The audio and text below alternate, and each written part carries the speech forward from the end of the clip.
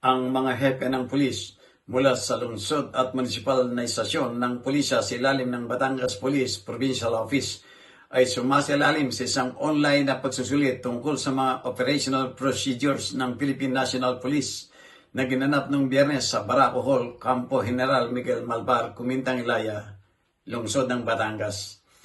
Ang pagsusulit ay naglalayong pausayin at panatilihin ang kalaman ng mga operational procedures ng PNP sa hanay ng mga lider ng pulisya.